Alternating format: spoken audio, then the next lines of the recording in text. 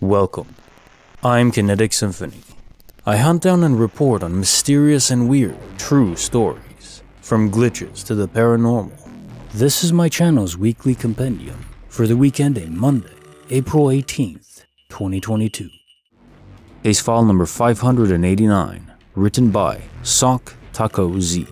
My daughter's blue. Wait, no. Green Dino? Hey guys, something weird is happening here. About 2 weeks ago, I was feeling off, like I was going to have a heart attack or going to pass out or throw up. I don't have insurance at the moment, so I decided I would sleep it off. My daughter's favorite toy was on the couch when I came out of the living room. It was a blue dinosaur plushie she took everywhere with her. Well, I scooted it over on the couch and started watching TV, hoping I would pass out, and I grabbed her toy and had it in my hands to distract me. I eventually fell asleep and woke up the next day. My girlfriend and kid were gone, and I got up to get some water. I looked down on the floor and thought, oh crap, she forgot her toy, she's gonna have a fit. Then it hit me. Instead of the dark blue toy I see all the time, it was bright green. I know I'm not crazy. She's had it for a year now, and when I asked what we should name it, I even said we should name it Blue. She throws a fit about the toy constantly and says, I want my blue dinosaur, I want my blue dinosaur. So I know for a mother freaking fact, this thing was blue. I thought maybe she had a second dinosaur similar in shape, but a different color. Then my girlfriend called me asking if her toy was still at home. I asked, the blue dinosaur? No, the green one she has all the time. Well, what about the blue one? There is no blue one. What are you talking about? My head started to spin. I started reading online about theories on our consciousness traveling to another dimension when we die, because I admit I was having a bit of death anxiety after that night. I usually have panic attacks or anxiety, but this was way different. Anyways, I started looking into theories about souls and consciousness and came across that one and how it lies within the parameters of infinite universes and small things in people's lives changing after an accident, near-death experience, etc. I'm not convinced I died, but something weird definitely happened that night, and now I have this bright green dino making me question everything I know. For clarification, my water heater is gas, but it's outside in a closed area, and I have a CO2 detector in my apartment, so I think I'm solid regarding that. I don't take any medications or any mind-altering substances. Case notes, file number 589. It does sound like a case of quantum immortality. You know, I often say that I haven't experienced any glitches myself, besides the obvious small thing, the tennis balls going poof. But thinking about it, I may have experienced a third glitch way back in my teen years, if we count quantum immortality as a glitch. So back then I was experiencing the worst stomach pain of my life, perhaps of all existence that I can imagine. It was something that a demon would inflict on someone else in hell, literally so horrific that I couldn't even stand up. Nothing could distract my mind from it. The pain would come and go, some days, some nights, mostly at night. Other times, back-to-back nights of excruciating pain. Then I remember one night I was in my bed, just laying there in absolute agony. Moment A, then moment B, in an instant later, zero pain. And since then, I've never had any stomach pain at all. The only thing to note though, after this happened, I never noticed anything strange about my surroundings. Everything was exactly as I remembered it. That said, I'm not exactly Sherlock Holmes. So maybe there were minor changes that I simply didn't realize or notice, but it really does make you wonder. Did I actually die then? Did my appendix burst? And then I just poofed over to another universe, almost identical. It is conceivable, and it would explain a lot.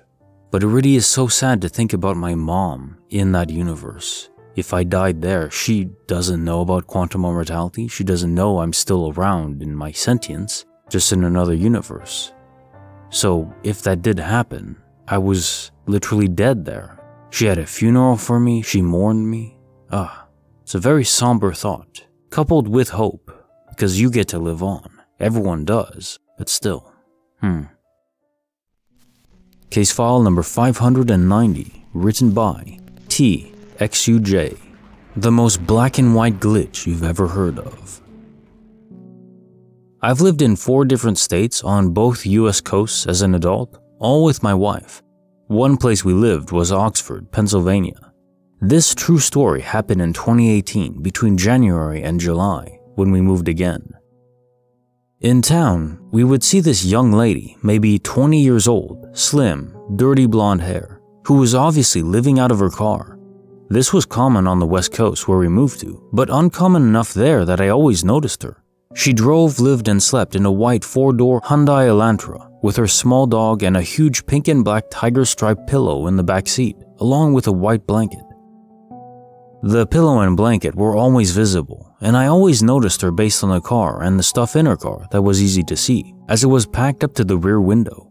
I would point her out to my wife, who also began noticing her in town. I saw her often all over town. Sometimes she'd sleep at gas stations or in the parking lot near my work. I sometimes wondered if I should offer to help her somehow, but my gut instinct told me not to for whatever reason. Now the strange part. All of a sudden, we began seeing the exact same car, woman, dog, pillow, blanket combo around town doing the exact same things, sleeping at gas stations, empty lots, etc., except this car was black. Same everything, but a black Hyundai Elantra instead of white. The one did not replace the other. We would see them alternately, never at the same time or even day. Combined, we probably saw them a few times a week at least, and it seemed totally random which version we would see that day. Like I said, everything was the exact same except the color of the car, the type of car, the appearance of the driver, the appearance of the dog, the appearance of the zebra-striped pillow, the blanket, the locations they were parked or driving at. Everything except one car was black and the other was white. We moved that July and saw them both right up to the time we moved. A very bizarre coincidence that we still talk about. Bonus file, written by Mr. Beaver, 3601, The Demon of the Tree. In 2012, we went to Pakistan on holiday, and my cousin was 1 year old at the time.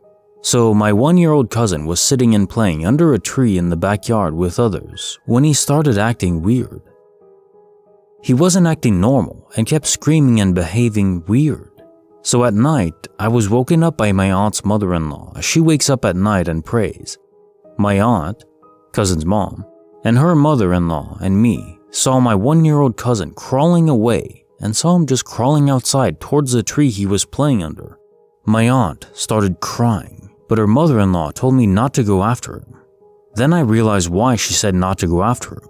My 1-year-old cousin was still asleep in the same room, and whatever that was crawling away and going back to the tree looking like my cousin was a thing that temporarily possessed him and was returning back to the tree. The next morning, he was completely normal, and it never happened again. I saw that thing crawling away with my own eyes and wouldn't have known it wasn't my cousin. You can believe the story or not, but 3 people saw it happen, including me. Bonus file, written by Rain the Llama, my son with dirty blonde hair. When I was 16 or 17, I was feeling deeply suicidal. I wanted to die and be put out of my misery. It was a very dark time for me, and I was close to going through with it. One night, I had a very clear dream.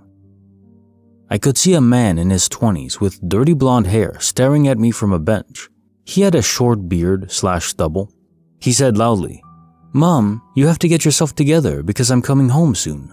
It's odd because I have dark brown hair and he didn't look how I'd imagined my son would look. I woke up and this dream startled me. It felt so real, crystal clear. I can still see him and hear him now. A year after that dream, I met his dad, who also had dark brown hair. It was an abusive relationship for years, and I always wanted to leave, but something always happened that made me stay. Fast forward 8 years, and I became pregnant. I instantly knew it was a boy. He was born and he'll be 2 this year. His hair is dirty blonde, and I just know that he is the same person as the man in my dream. He looks just like the toddler version of him.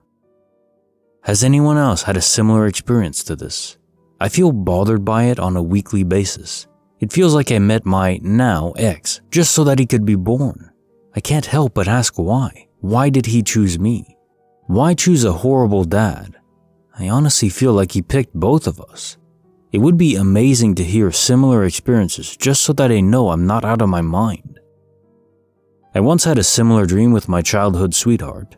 One of the reasons I was depressed in my teen years was because he moved to Japan, and I remember being there with another woman and my ex in the background. I told her, very clearly, it was like myself speaking into my ear, it was so loud, to look after him for me, and she said, "I will, she's waking up now." Not sure who he's talking about, but maybe it was me asleep in real life because I woke up a second later. These are the only 2 dreams I've ever had that have been that clear, with real intent and lucidity behind it. Case file number 591, written by TreyJ88. The moon was ripped out of the sky. I saw some pretty crazy crap a few years back regarding the moon. It was a full white moon this night, no cloud coverage whatsoever. Me and my buddy are driving back home down a road we drive on literally every day. Directly in front of us, past the end of this road, is the moon in the horizon, sitting slightly above the tree line. The thing is, there was some of it missing. About a third of the way down the moon, there was a perfectly straight black line going through it. It wasn't a power line or anything. There was nothing obstructing the view. The best way I've been able to describe it is to imagine going on Microsoft Paint and using the line dragging tool where you can make a perfectly straight rectangular line. That's what it looked like. My buddy and I stopped in the middle of the road, wondering if anybody else was seeing this insanity. But it gets weirder.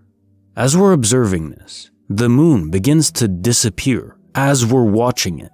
It looked like somebody was pulling up a sticker or an image was erasing itself. From top to bottom, the moon just started vanishing slowly in the most computerized way you can imagine, like it really looked digital in nature. So we sat there, speechless, for a while, before we continued to finish the drive home, which was only 2 minutes away. When we got back, we got out and then saw the moon again in a completely different place in the sky, and it was a blood moon with a noticeable reddish tint. This was not the case a few minutes ago, nor did it have the black line. So that's my story. Definitely funky. Case notes, file number 591.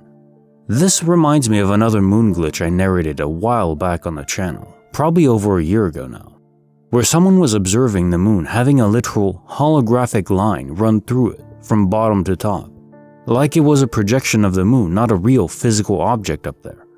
Personally, I don't think the moon is fake. I do believe we went there as a species, but these accounts make you wonder. Perhaps for some reason we're able to create a fake projection of the moon in the sky, even though a real one exists. I don't know why we do this or how it would fail so spectacularly as described here, but that is indeed what it seems like is happening. There's a real moon, and then a holographic projection, sometimes. By who? The government? Or is it just some amateurs trying to prank people? Case file number 592, written by Zigzag X3. You told me about the Mandela Effect. Not long after the first lockdown started, I was talking to one of my best friends, Kay, about movies on Netflix and Prime that are worth checking out. For context, I literally only had 3 friends who I talked to at that time. The only other people I talked to were my doctor, 15-minute phone call every 2 months, and random texts to and from my mom. I never do phone calls unless it's an emergency. Kay was the only person I visited and spoke to in person for months during the initial lockdown. Anyways, he asked me if I'd seen the Mandela Effect, and I told him I hadn't, and asked what it was about. He then asked if I knew what the actual Mandela Effect was, and I told him no, I didn't. Kay went into great detail, as he always does, explaining the phenomenon to me, where the name came from, along with at least 20 or 30 examples like the Berenstain Bears and the Monopoly Man. After his super thorough psych lecture, he told me about the movie The Mandela Effect. He gave me the whole setup and went on about how I should really watch it. A couple weeks later, I turned it on, and it was absolutely 100% just as good as he said it was. I was so excited, I texted my other 2 friends to tell them about the movie. I even told them about how Kay had recommended it, and I explained what the Mandela Effect was in the same way Kay explained it to me. They enjoyed it when they watched it. Fast forward to early fall. I was visiting Kay and his family, and his mom asked for a movie suggestion. I asked if Kay had already made them watch the Mandela Effect, and turns out he hadn't. Again, I went in depth about the actual phenomena the movie was named after, told them all about how Kay explained it all to me and made me watch it. I made my other 2 friends watch it, blah blah blah. Kay woke up from his nap shortly after she started the movie, came into the living room and started making fun of the movie we chose because it looked really dumb and asked what it was. To cut to the chase, he had never even heard of the movie, and he didn't even have a firm grasp on what the Mandela Effect really was. I argued with him for 10 minutes about whether or not he'd told me about it. I went over our entire conversation I vividly remembered having in his room. I ended up teaching him some examples that he'd never even heard of, things he taught me. Have you ever met anybody way too smart to act dumb? That's him. I'm sure you think that he was probably just messing with me, but I can assure you with 100% confidence that he absolutely was not. This man cannot lie. He also cannot miss an opportunity to take credit for something he did, especially when it comes to making a bomb-ass movie suggestion or educating someone on something he knows more about. And if he were to have somehow made it that far into his prank, never has he ever, he can't lie, and I'm a human lie detector.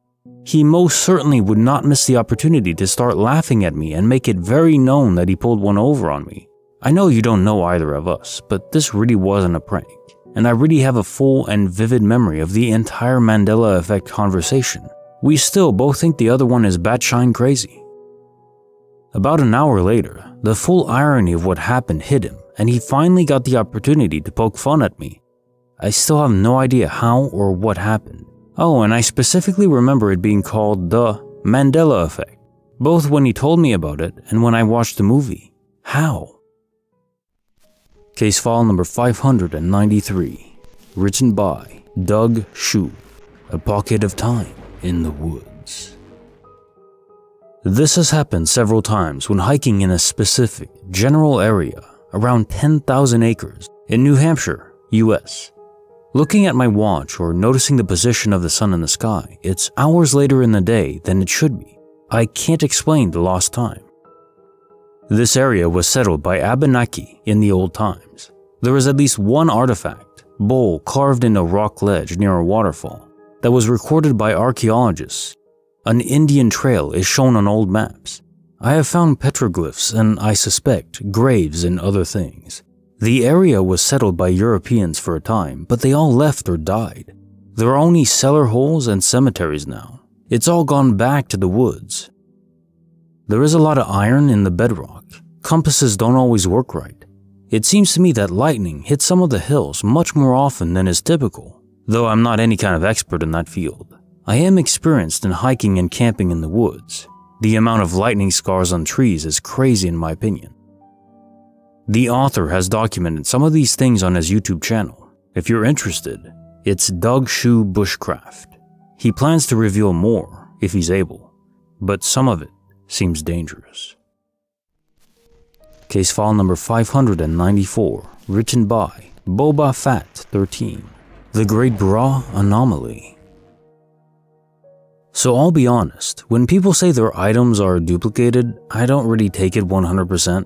However, I just pulled 2 of the same bra tops out of my laundry basket and I only bought 1. I've only ever had 1. I've only been able to wear 1 every laundry rotation. I wasn't accidentally sent 2 by the company when I ordered them. I would have remembered something cool like that happening and getting a freebie. Unless I really just didn't notice I got 2 of them somehow. However, I have an explanation about why I doubt this is the case, due to the tags. My only other explanation for this is that my partner is cheating on me with someone who left the exact same bra in the exact same size and put it in my laundry basket, which isn't out of the realm of possibility, but also unlikely it would be the exact same bra and size. I even checked my order from my email because I went to see if I forgot I bought 2 for some reason, but nope, only 1. Now the crazy part is the tag. One of the bras has the torrid curve tag part cut off. If I cut off a tag from my clothes, all of them go, not just 1. So I would never have cut off just the first one and left the rest. The one I am considering as my bra is the one with a little plastic still on the tag part. I do this a lot because I'm lazy, and sometimes I don't break the plastic when I pull the price tag off, so I left it in. Now, who is missing a bra that we both own in the same size, and you cut off just one tag? Case file number 595, written by Bretex, the strangest intersection in the world. There's a weird intersection near my house that about 3 months ago started to be torn down for being too dangerous, replaced by a roundabout. Funny thing is, it was an entirely normal intersection, 4 directions, 2 lanes in, 2 lanes out with dedicated left turn lanes.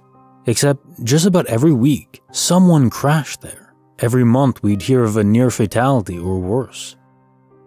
Police couldn't figure it out, so they started to petition the city to change it. Eventually, they changed the light pattern and also reduced speeds, which brought total crashes down. But here's the messed up thing. Serious injuries tripled.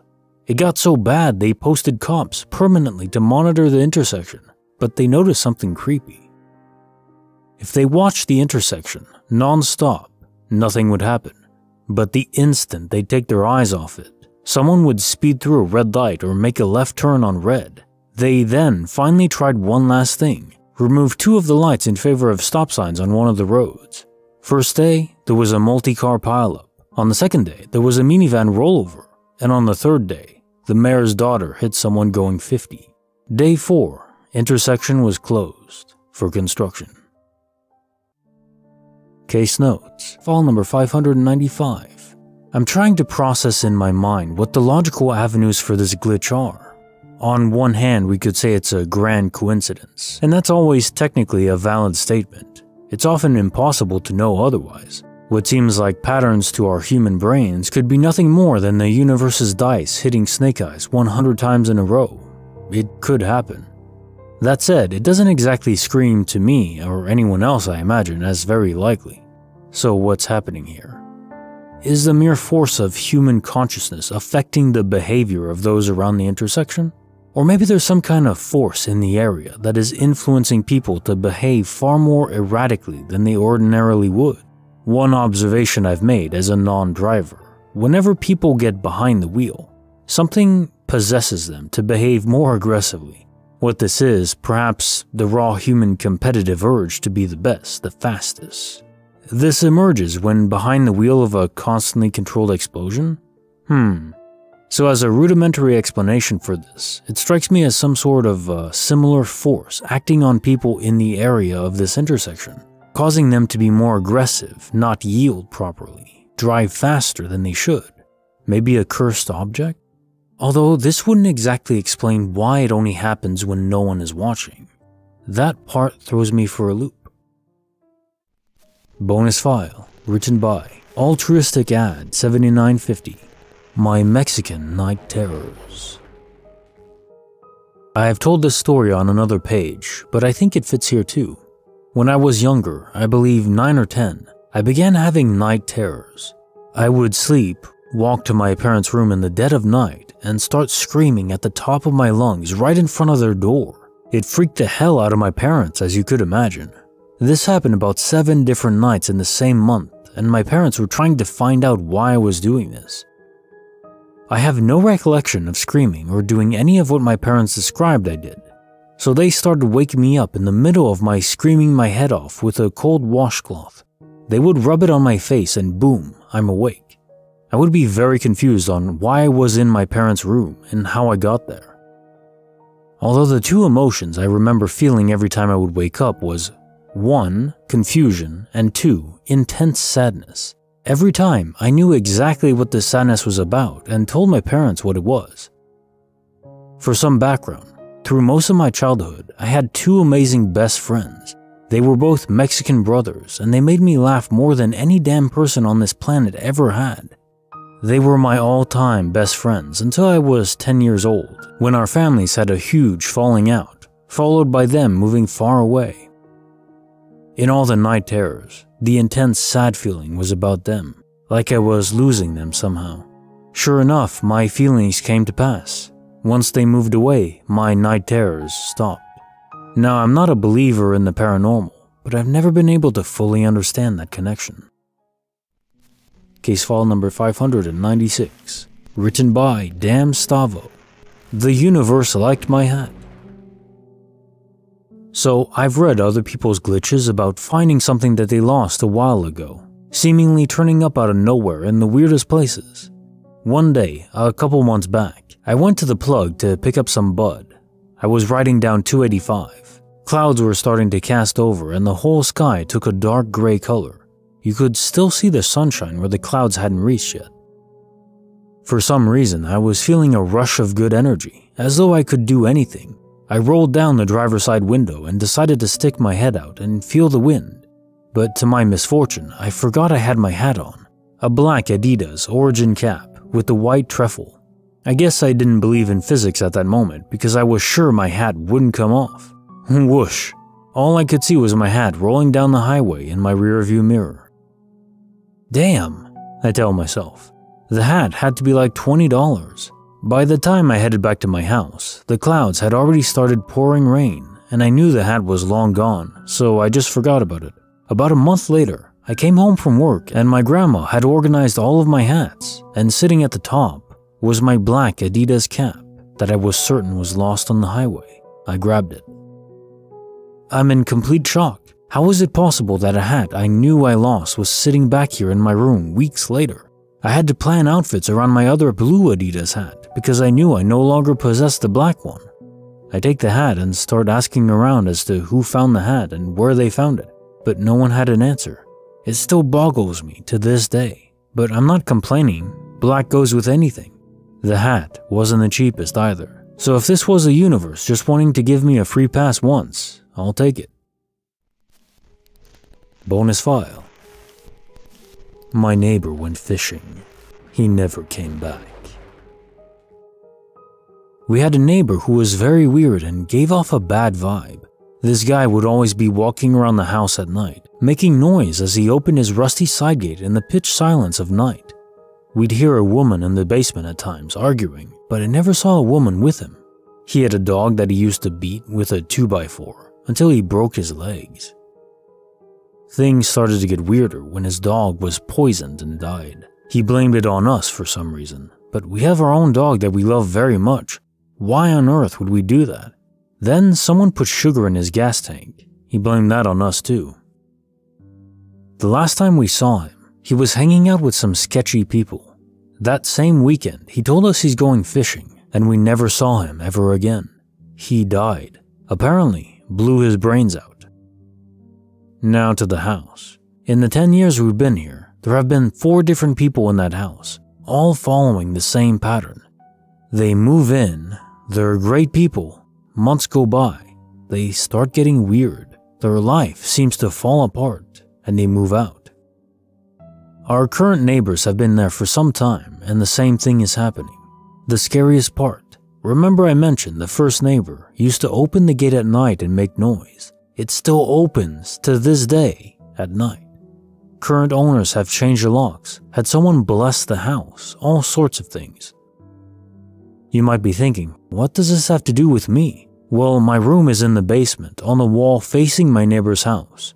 My window is right beside the gate. Ever since I moved down there, I feel like I slowly started to feel worse and worse until recently I moved upstairs, on the opposite side of the house. There was a point where I couldn't wake up no matter how much I slept. I was having issues with energy all day. I turned it into my home office, thinking maybe I was spending too much time where I slept, so I converted it. Now, every time I spend a few minutes down there, I feel a choking sensation followed by a dull headache. You know where you put your fingers to check your pulse? It feels like someone is squeezing my neck in that spot on both sides, almost restricting blood flow to my head, causing a headache. I hate that room. I hate its vibe, but it sucks because it's such a nice room. I spent a lot of money on it to make it my own, and now I can't even be inside of it.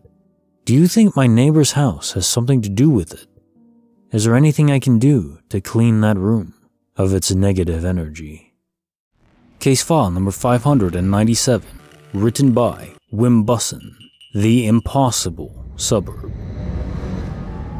This was maybe 2 or 3 years ago.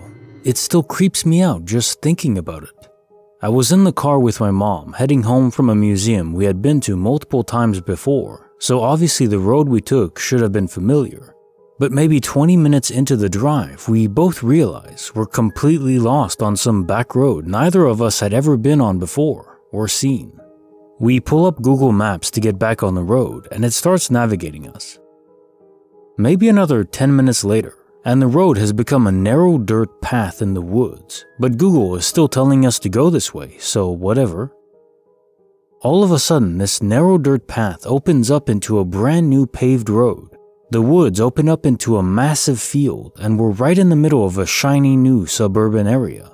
There was a sign on the side of the road, but it was completely blank. The GPS told us to drive through the suburb, so we did, and it was empty. No cars, no people. It was daytime, but there wasn't a single light on in any window, which felt odd. Everything looked brand new, but there was no construction or road equipment anywhere. And there were no stores or gas stations or anything, except for what looked like a McDonald's with no branding.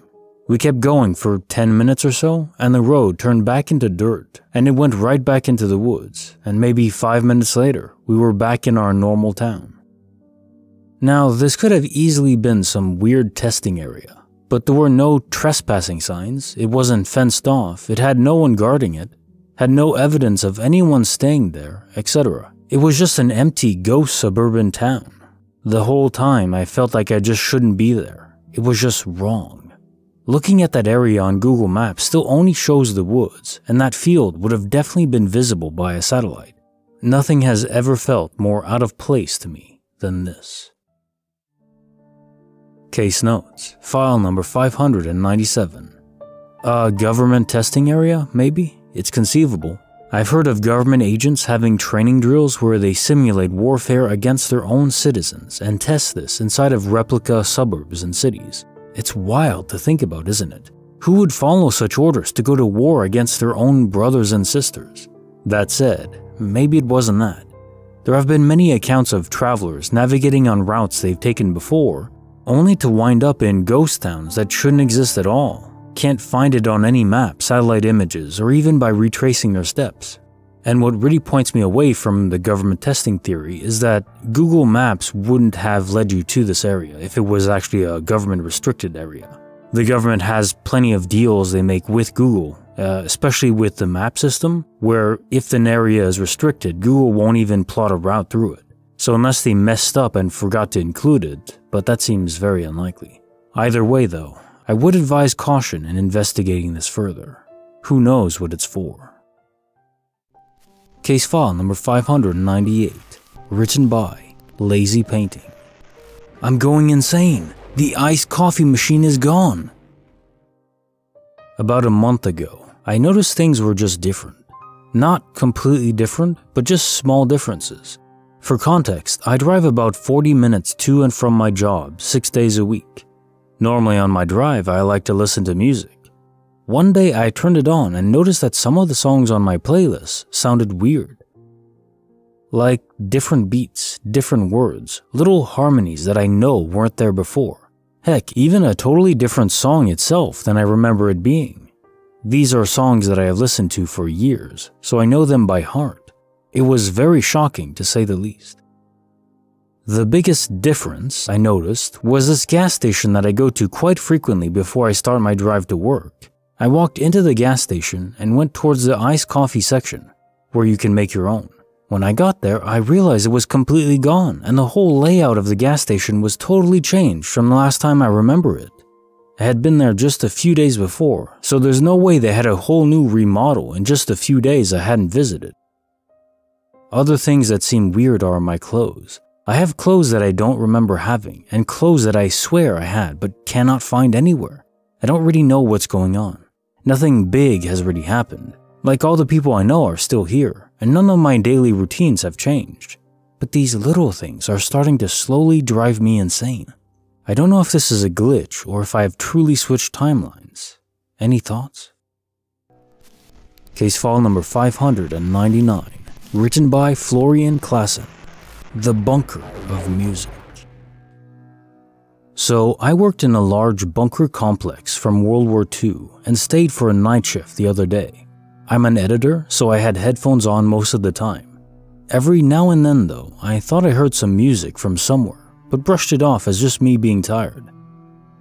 At around 1 a.m., I went out for a smoke in an area that basically only me and my bosses can access. It's an old stairwell, used to transport heavy cargo that doesn't fit in any elevator. As I approached the door, I once again heard music, but this time clear as day. As I opened the door, it got really loud, like as if someone was sitting with a violin at the bottom of the stairwell. I work on the 4th floor. No other floor has direct access to the stairwell, except the very bottom. Needless to say, I was weirded out but thought, maybe some composer uses their free time and practices here? Yeah, I know, kinda stupid assumption, but the only explanation I had in the moment. The semi-social person I am, I went down to see who was playing and say hello, since the music was actually kind of beautiful. It reminded me a bit of the classical Bioshock music and was, as far as I can tell, played by one single person on one violin. However, after I stepped down for like 4 or 5 steps, the music abruptly stopped. Not in the way that you'd stop a recording. I could actually hear clattering and folly sounds from handling a string instrument. I went down all the way and looked for any open doors or some way for this person to have gotten in here. However, there was nothing and no one in sight that would suggest someone played music recently here. So, kinda disappointed, I went all the way back up. Bunker's floors are about double the normal height, so I had to walk up around 6 floors equivalent. But just as I stepped back into our hallway, the music started again.